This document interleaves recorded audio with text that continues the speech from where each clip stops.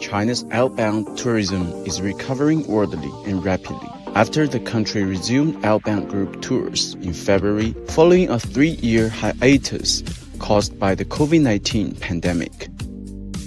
Starting February 6th, travel agencies and online tourism service providers in China have been permitted to provide group tours of 20 countries, and relevant airline ticket and hotel booking services have been resumed as well.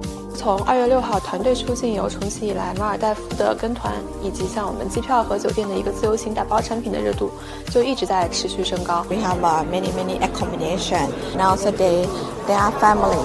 Many group of family travel to Thailand more and more. Another segment maybe student group because they see like a summer camp. We're ready to welcome you back, along with our China Ready strategy already in place. Many new attractions and experiences await you here.